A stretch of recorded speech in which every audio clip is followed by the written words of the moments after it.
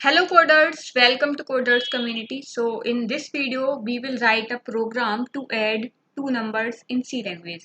So सबसे पहले आप Visual Studio Code को ओपन कर लीजिए और आज हम न्यू फाइल क्रिएट करेंगे जिसमें हम दो नंबर्स को ऐड करने वाले हैं.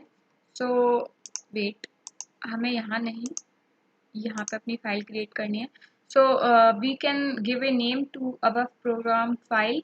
So like I will give it name sum.c. Extension is very important. तो हमने यहाँ पे sum.c नाम की प्रोग्राम फाइल क्रिएट कर लिया. हमें कोड लिखना है. So I will generate the basic code of C programme.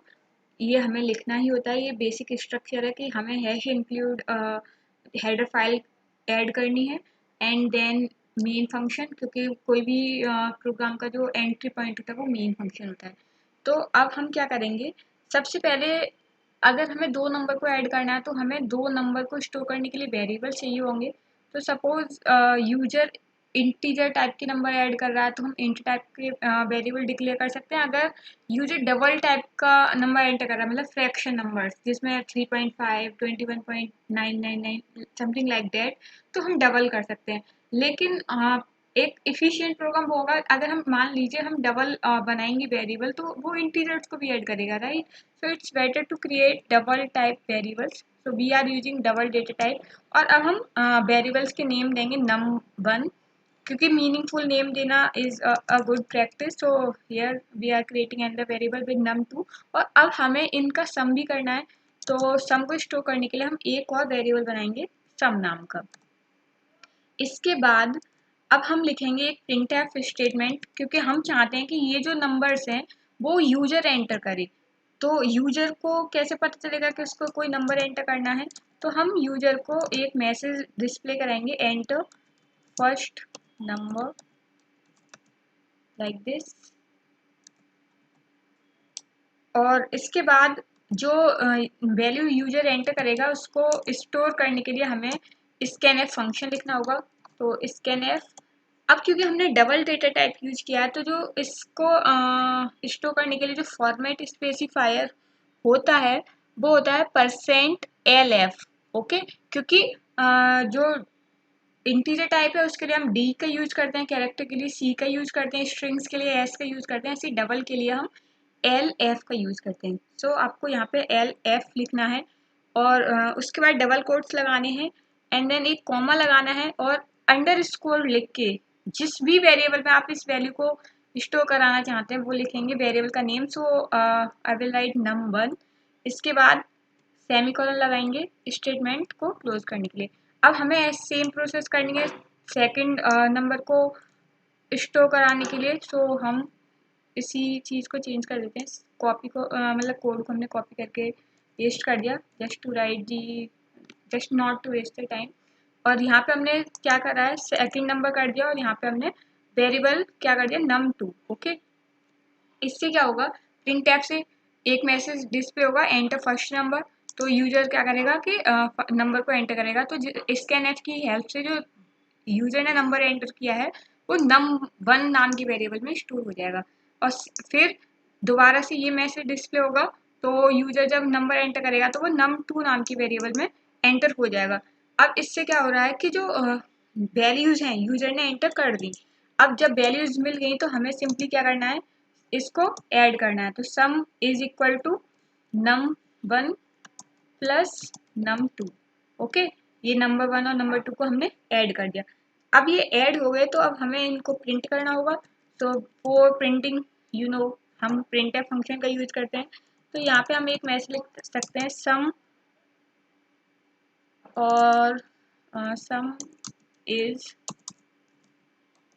इसके बाद जो सम है वो कैसा होगा, मान लीजिए अगर डेसिमल नंबर्स एंटर किए हैं तो हम चाहते हैं कि जो आउटपुट होगा 2 डेसिमल प्लेसेस तक ही हमें मिले, राइट. तो उसके लिए यहाँ पे हम लिखेंगे %, जो कि हमें किसी भी फॉर्मेट स्पेसिफायर से पहले हम लगाते हैं.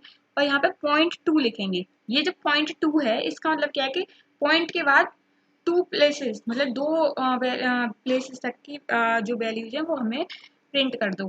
तो क्योंकि डबल है इसलिए हमने एल एफ लिख दिया. तो यहाँ पे समझ में आया कि %.2lf. ये बहुत ही इम्पोर्टेंट कॉन्सेप्ट है, क्योंकि TCS के जो कोडिंग राउंड होता है उसमें इस तरीके का बहुत ही बेसिक क्वेश्चन पूछा गया था कि जो सर्कल की रेडियस गिवन है तो आपको उसका एरिया कैलकुलेट करना है and up to 2 decimal places. तो बेसिक सा कॉन्सेप्ट है बट इज़ वेरी इंपॉर्टेंट, तो आपको ध्यान रखना है परसेंट पॉइंट और जितने भी प्लेसेस तक आप वैल्यू को प्रिंट कराना चाहते हैं 2 3, तो वो आप यहाँ पर लिख के और उस फॉर्मेटेड स्पेसिफायर का वो लिख सकते हैं LF। हमने ये किया। इसके बाद हम क्या चाहते हैं कि यहाँ पे किसकी वैल्यू प्रिंट हो, जो कि सम के अंदर है, तो हम यहाँ सम लिख देंगे। और याद रखना कि जो वेरिएबल नेम्स हैं वो क्या है, केस सेंसिटिव है, तो जैसा आपने वेरिएबल का नेम डिक्लेयर किया है सेम वही करना है। उसके बाद सेमीकोलन लगा के प्रोग्राम को एंड करेंगे। तो प्रोग्राम बनके तैयार हो चुका है। अब हम इसको रन करेंगे। तो रन करने के लिए दो तरीके हैं, आप कैसे भी रन कर सकते हो। आप या तो कोड रनर पर क्लिक कर सकते हो या फिर आप न्यू टर्मिनल पर क्लिक करेंगे। New terminal,